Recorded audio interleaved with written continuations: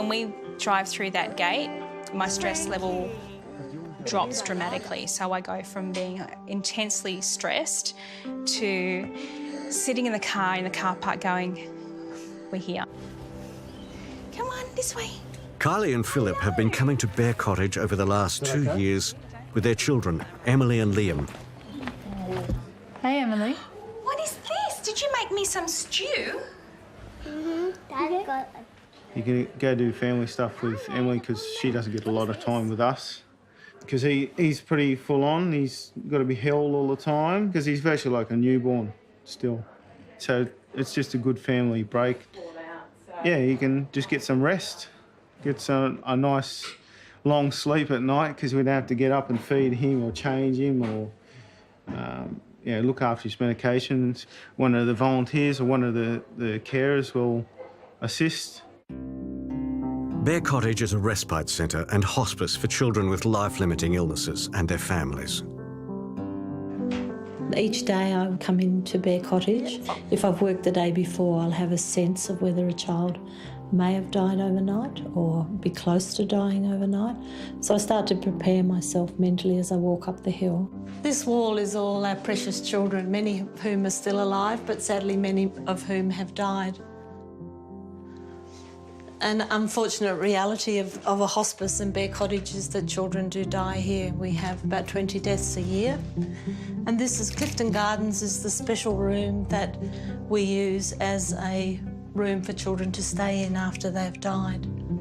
Death's a really miserable time for our families, of course, but we support them, we look after them.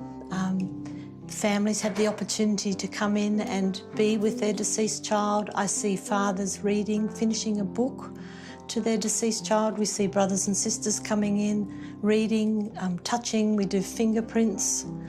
It just gives families time to breathe and then to have that next step, which is letting go of their deceased child.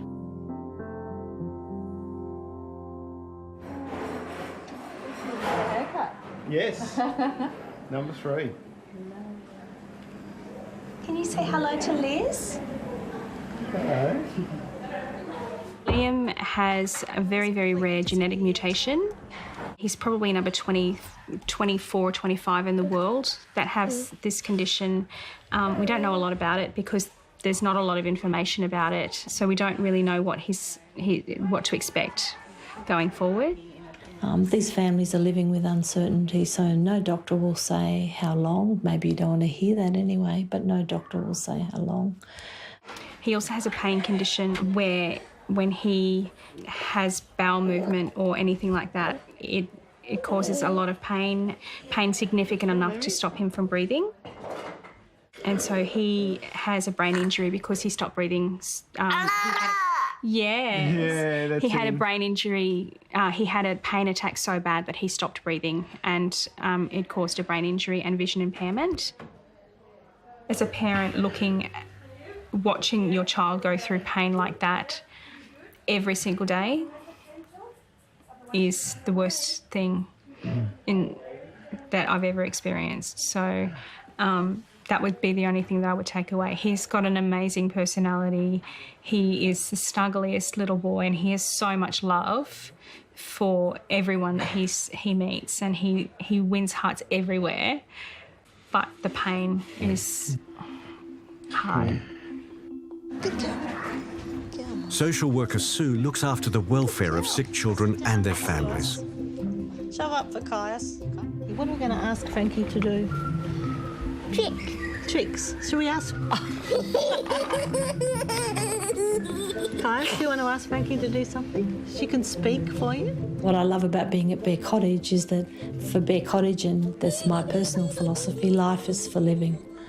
So for me, palliative care is about living life well.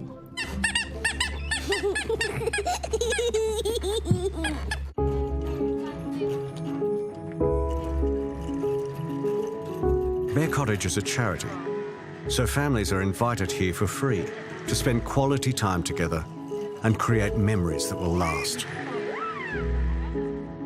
Families are actually quite timid, maybe even scared about coming to Bear Cottage, because that means naming that the health professionals are saying their child is going to die. her family comes in, and as a team we work together to make that family feel supported. So many bubbles! So many bubbles! Wow! Ah!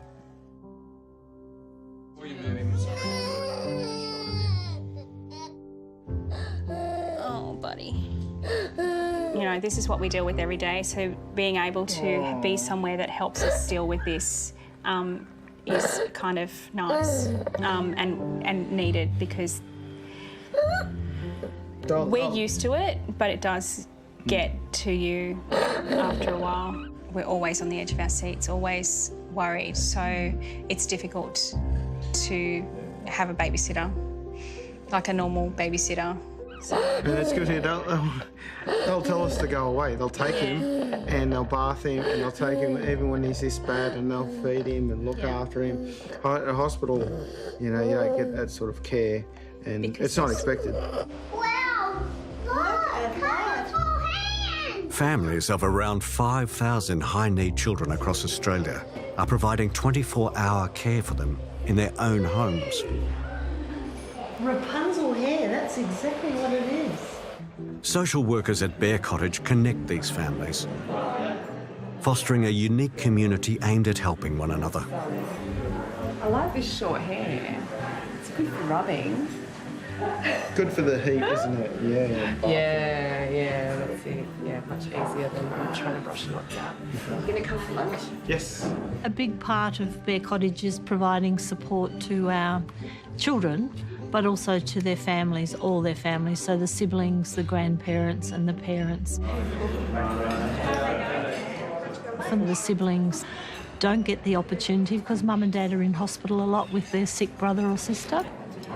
Would you like some of Mummy's sausage? It's really yummy. So we always make sure we have lots of fun. We always do activities that are based around improving their self-esteem, but also linking them together, because often these kids feel that they can't talk about their brother or sister at school. Every year, approximately 200 families benefit from the medical, practical and emotional support offered by Bear Cottage. That was motivating, just knowing that, you know, really I should be taking a bit of time for myself and actually getting myself organised to do it. Sometimes you felt selfish doing it for yourself. Yeah. And even other people were like, why are you doing this? Why are you taking an hour out of your time to do something for yourself? You could have done the ironing. You could have, you know, and you've got to not justify it because you know yourself, but you've just got to ignore it. I actually got a manicure pedicure voucher for Mother's Day that I used last week. Yeah. Like, because that's how long it took me to actually go, nah, I'm going to do it. Yeah. And I was gone for an hour and a half, and it was And awesome. Kylie, you've come a long way in your journey. Yes. Since when you first... So as part of Hope for the Future, we'll be releasing balloons today so that each parent, whether they're a bereaved parent or a parent of a child who's still alive, will be releasing a balloon for their child, for the hope, for the best wishes for the future. Yeah, because the age limit here is 18, I'm not really, I don't know what happens after Bear Cottage. There's an equal fear of, you know, if he does pass away, then yeah, that's very scary, but the fear is just as great, like thinking what's going to happen to him when we're not around, if he outlives us. So that's hard.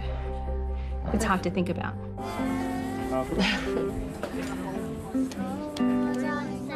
Dear Liam, my hope for you is that you become the best person you can be. I want you to be happy, healthy, and I want you to have fun. I love you more than you will ever know. Dear Emily, you are an amazing little girl with an incredible kind heart and an amazing sense of wonder. I'm incredibly proud of you and I love you so very much. My children's diagnosis has made me a better person. I've learned to appreciate the smaller things of life.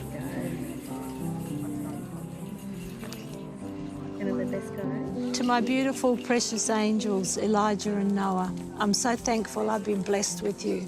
love, lots of kisses and hearts. You make my heart full of the greatest, most unconditional love.